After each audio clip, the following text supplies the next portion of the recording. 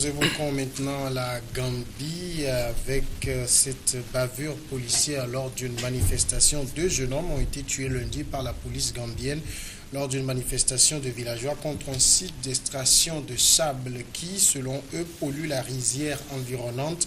Dans la première heure du jour, ce 18 juin, des habitants de Faraba, Banta et des membres de la police gambienne ont été impliqués dans des heurts qui ont abouti à la mort malheureuse de Bakari Koujabi et Ismaïla Ba et fait plusieurs blessés. C'est la police qui a donné cette information dans un communiqué. Le bureau de l'inspecteur de la police souhaite préciser qu'il n'avait pas autorisé le recours à des armes à feu et qu'il mènera une enquête sur les circonstances de cet événement malheureux, ajoute la police en lançant un appel au calme. Chris Egay, est-ce que, malgré le changement de régime en Gambie, où manifestement il y a comme un vent de démocratie qui souffle sur le pays, la police n'a pas encore perdu toutes ses vieilles habitudes? Bon, d'abord, lorsque j'ai examiné un peu la chose, je me dis qu'il s'agit de quelle police? Ben, ce n'est pas visiblement la police de Yahya Jammeh, parce qu'il n'y a que la dernière fois que du président qui est au pouvoir en ce moment, parce que ça ne peut pas être sa police, c'est-à-dire que je ne crois pas qu'il est venu avec un autre effectif, hein, et déjà les réflexes là sont déjà là. Mais je voudrais aller un peu au-delà de la chose pour poser un problème de fond, en ce sens que, vous savez, c'est la faiblesse des institutions qui entraîne des situations comme ça. Quel est le contexte dans lequel le drame s'était passé? Parce que à 50 km de la capitale, ils sont en train de prendre du sable quelque part, et les gens du milieu disent que cela est en train de défigurer le paysage, cela les empêche d'avoir du sol cultivable, etc.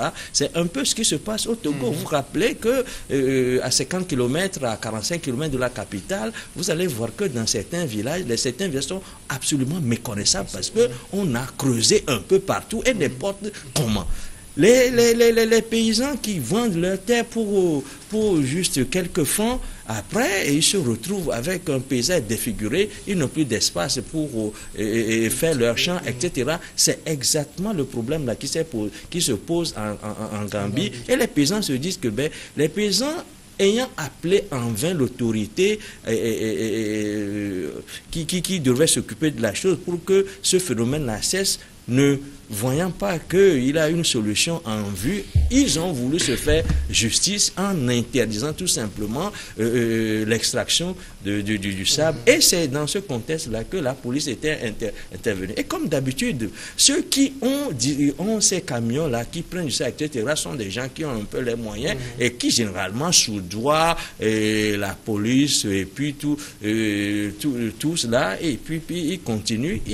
Ça a été une altercation violente parce que ces paysans-là n'ont pas voulu se laisser faire, de telle sorte que la police en un moment donné a été envahie. Vous savez que la peur est une seconde nature. La peur, vous savez, vous avez beau être entraîné, etc., mais lorsque vous vous retrouvez dans des situations comme ça, il y a certains réflexes de protection. Je ne suis pas en train de dédonner, mais je suis en train de revoir un peu la situation, hein, parce que l'inspecteur a dit qu'il n'a pas donné l'ordre. Et généralement, ce n'est pas parce qu'on donne l'ordre de dégainer lorsque ces situations arrivent là que les gens arrivent, parce que les gens font face individuellement à une situation qu'ils n'avaient pas prévue. Et parfois, la réaction est telle que pour préserver leur vie, ils préfèrent supprimer la vie de leur vis-à-vis. C'est un peu comme ça que cela se pose. Et je crois que pour trouver une solution adéquate à ces problèmes-là, il faut savoir réagir en amont pour régler les problèmes. Lorsque les problèmes commencent, parce que chez nous on dit, lorsque vous avez un petit serpent, vous vous disiez que il est tout beau, mais imaginez que ce serpent-là va devenir grand. En ce moment-là, le serpent-là, il ne connaît pas qui est enfant, qui l'a élevé, qui lui a donné à manger, etc. Le serpent mort tout simplement parce que c'est dans sa nature, de se préserver en se protégeant, en mordant. Donc je crois que moi, je voudrais revenir encore ici sur les institutions, sur leur nature. Parce que lorsque vous avez les lois qui sont respectées, les règles qui sont respectées, les institutions qui jouent leur rôle, on ne va pas arriver à ces situations extrême, parce que lorsque les institutions ont démissionné, lorsque l'affairisme a submergé le bon sens, on en vient à des choses comme... Donc la racine du mal est plus profonde qu'on le croit. Aujourd'hui, on va se dire, est-ce que c'est l'armée du président, du nouveau président, ou bien c'est la police du président qui était parti, avait telle habitude. Mais je crois que le mal, il faut savoir situer sa racine pour pouvoir le corriger. David Djagbavi, les forces de police sur le continent, hein, généralement, lorsqu'elles sont appelées à intervenir sur des lieux de manifestation pour maintenir l'ordre, elles ont tendance à outrepasser leur rôle. C'est pas seulement en Afrique. Hein. J'ai vu les polices des autres pays à l'étranger, européens, américains. Vous savez, la police américaine, c'est la police la plus brutale, la plus violente du monde. Leur stratégie ou leurs interventions, c'est pas ce qu'on a à Lomé, hein, ni en Afrique. Mais je pense quand même qu'ici en Afrique, il y a ce constat qui est aussi fait parce que ces policiers ne respectent pas les ordres qui leur sont transmis. Comment pouvez-vous comprendre que votre chef hiérarchique vous dit de ne pas faire usage d'armes à feu? Vous arrivez sur un terrain d'intervention, vous usez de votre arme à feu, vous occasionnez tous ces dégâts. Ça veut dire qu'il y a un problème de respect de la hiérarchie au sein de cette police.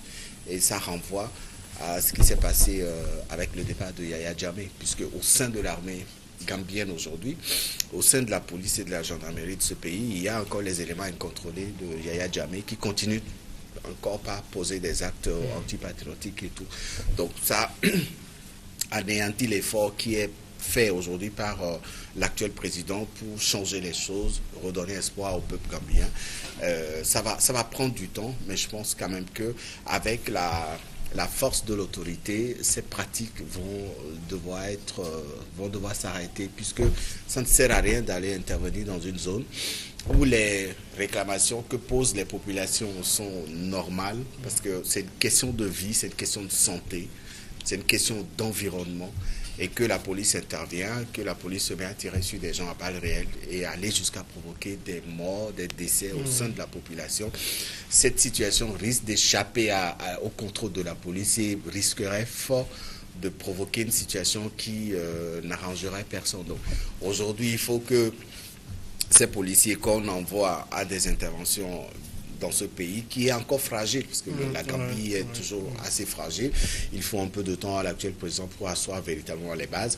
Il faut que ces policiers comprennent que l'ère de Yaya Jammeh, où le refus de respecter l'autorité, le refus d'appliquer les décisions de la hiérarchie, cette ère est révolue. C'est une nouvelle tête qui est arrivée avec de nouvelles perspectives.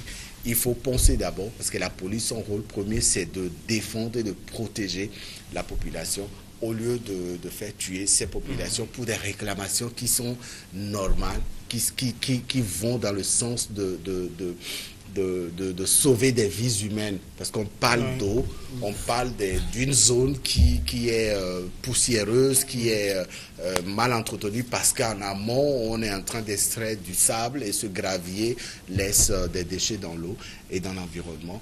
Il faut que les services, les responsables de la police, comme ils l'ont promis, mènent les investigations, les enquêtes pour situer les responsabilités et punir qui est responsable de cette bavure-là. Alors, Chris Sega, vous avez évoqué quand même une question, c'est celle de la réaction même des forces de police lorsqu'elles sont sur un lieu où elles doivent encadrer une manifestation et que ça semble déborder. C'est quoi là, en ce moment, il y a nécessité de faire recours à la hiérarchie, ou bien sur le terrain on improvise et puis on sort son arme et on dégaine? Non, ben la question mérite d'être posée et je crois que vous la posez justement parce que vous savez, sur un champ d'opération, il y a ce que vous avez appris, mais il y a la situation réelle sur le terrain à l'instant T où vous êtes en face d'un danger imminent. Ça, ce que je voudrais dire, c'est que la réaction, là, parfois, on n'a pas... Il faut faire la psychologie de la chose. Parfois, vous ne réfléchissez même pas. C'est des réflexes, des réflexes de survie, parfois. Et c'est pour cela que nous disons, je disais tout à l'heure, c'est un réflexe de survie. On préfère se protéger. Et en se protégeant, le danger qu'on a en face de soi, ben, on se dit que ben voilà, c'est lui ou c'est moi. C'est comme sur un champ de bataille, hein. C'est sur un champ de bataille où je tue ou on me tue. Quel que soit parfois le professionnalisme de ceux par exemple, ce qui se passe généralement aux États-Unis, c'est quoi? Parce que les policiers qui sont envoyés dans les cités pour arrêter telle ou telle personne, quand ils se retrouvent en face des gens qui sont parfois si violents, parce qu'ils sont dans un univers de violence, ils sont habitués à une forme de réaction. Donc, généralement, les policiers aussi se comportent comme ceux qu'ils ont en face. Et vous allez constater qu'ils crient fort, ils défoncent les portes parce qu'ils intimident, c'est-à-dire ils se disent que ben voilà, nous sommes armés, nous avons les arguments qu'il faut pour contenir la situation, pour intimider et faire en sorte que l'autre baisse, de telle sorte que l'autre là ne puisse pas agir. Généralement, c'est comme ça. Sur les champs d'opération, il y a ce qu'on a appris, mais ce n'est pas forcément ce qu'on a appris. C'est pas tout cela qu'on peut mettre en pratique lorsqu'on est en face de l'imminent d'un danger où on doit jouer sa vie contre l'autre. Et je disais que pour éviter des situations comme ça, il faudrait mieux dans des situations aussi simples savoir régler les problèmes en amont. Parce que depuis toujours, ces gens-là qui étaient dans cette contrée-là réclamaient l'arrêt, la cessation des travaux, parce qu'ils ont donné des raisons pertinentes. Ils disent que les parcelles cultivables sont dégradées, il y a la pollution, l'environnement, etc., que ça ne peut pas se poursuivre comme ça. Mais cela s'était poursuivi. On avait largement le temps de régler ce problème, mais on a préféré atteindre. C'est pour cela que je dis que quand les institutions n'ont pas la force qu'il faut pour régler les problèmes, on en vient à des extrémités de ce genre-là, parce qu'on a déjà failli quelque part. Et en ce moment-là, parfois, vous envoyez la police presque à l'abattoir, parce qu'il peut arriver que ceux qui sont allés contrôler soient plus forts et vous savez généralement ce qui se passe. Ce n'est pas seulement les civils qui parfois meurent, mais il y a les policiers aussi, il y a les militaires aussi, parce que souvent, contrairement à ce qu'on pense, il y a des situations où les civils peuvent prendre le dessus. Et en ce moment-là, qui va dire qu'il va se laisser prendre? C'est difficile. Et c'est pour ça que je dis qu'il peut arriver par réflexe de survie que ces gens de bavure arrivent. Ce n'est pas toujours parce que le policier avait la gâchette facile, mais c'est parce qu'il jouait sa vie contre la vie de son vis-à-vis. David Diakwavi, alors si par exemple l'inspecteur de police dit qu'il n'avait pas donné l'autorisation de recourir à des armes à feu, pourquoi on laisse les policiers intervenir sur des théâtres de maintien d'ordre avec des armes à feu? Il y a des moyens conventionnels, il y a les gaz lacrymogènes, il y a les bombes incendiaires. Pourquoi on les laisse être armés? C'est le contraste. C'est le pur contraste. La police fait usage des moyens armés que quand la situation venait à dépasser les capacités de gestion de la crise pour laquelle elle est envoyée. Mais dans le cas d'espèce, c'est des villageois qui réclament l'arrêt des travaux parce qu'en amont, il y a des répercussions qui risqueraient de mettre leur vie en danger. Donc cette police est envoyée pour justement calmer les manifestants. Normalement, ça ne devait pas créer de décès, ce qui veut dire qu'au sein de l'armée, au sein de la police gambienne, il y a des problèmes. La police gambienne n'est pas... ou c'est un discours politique que le responsable de la police a donné pour se dédouaner, le temps de vérifier qui a fait quoi et situer les responsabilités. Mais si tant est que ce qu'il dit est vrai, ça veut dire qu'au sein de la police gambienne, lui-même, il ne fait pas son boulot et donc il doit dégager. Parce que la police, aucun policier, en tout cas pour l'expérience que nous avons au Togo, aucun policier n'a le droit de sortir son arme à feu et de tirer si l'ordre ne vient pas dans le... Vous les voyez porter les revolvers, les pistolets et tout. Mais quand on les envoie sur des manifestations, il est très rare de voir des policiers armés de pistolets. On les voit avec des gaz lacrymogènes, avec des matraques, avec tout le matériel technique, mais des pistolets ou des revolvers à leur disposition. Non, peut-être le commissaire ou peut-être le chef de brigade. Vous rappelez le cas des élèves qui ont été tués. Vous rappelez aussi la semaine dernière le cas de celui qu'on a poursuivi pour trafic de carburant qui a été tué. Oui. Ils en font usage également. Oui, c'est-à-dire les policiers qui sont envoyés sur des lieux de manifestation Par exemple, pour le cas des élèves, on nous a parlé de tir de sommation. On n'a pas compris comment, pour un tir de sommation, la balle atterrit dans la poitrine de quelqu'un. Ce que je dis, c'est que les policiers qu'on envoie sur des lieux de manifestation, pour le cas du Togo, parce que je suis journaliste, je sors pour regarder, pour observer, pour faire le boulot. Ces policiers, dans leur majorité, ne portent pas des revolvers. Peut-être leur chef, peut-être le commandant qui est détaché pour diriger l'opération. Mais les policiers, généralement, quand vous les voyez, ils ont des matraques, ils ont des gaz lacrymogènes, ils ont des casques et puis un bouclier, etc. Alors, dans le cas de la Gambie aujourd'hui, qu'on dise que les policiers n'avaient pas reçu d'ordre de tirer. Pourtant, le constat a dégagé qu'il y a eu mort d'homme, ça veut dire qu'il y a eu des tirs à balles réelles.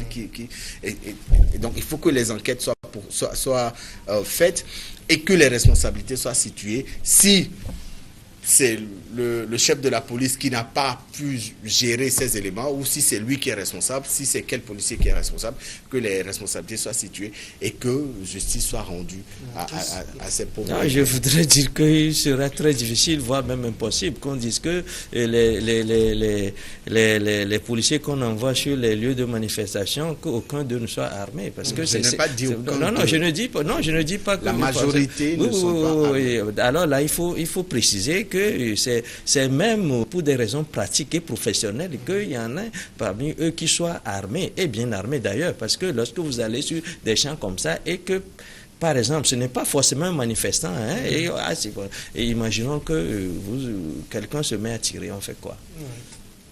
C'est comme ça. Quelqu'un se met parce qu'il faut tout prévoir.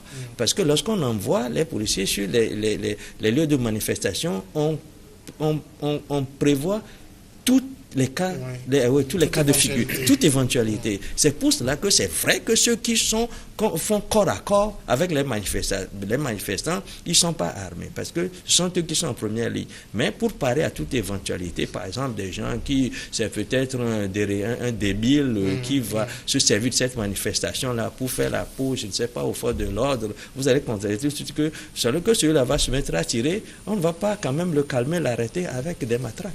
On fait quoi? On dégaine un tir pour protéger non pas seulement les policiers, mais aussi les manifestants. D'accord. Voilà. La pause, on marque maintenant la pause et après on va aborder le sujet Togo.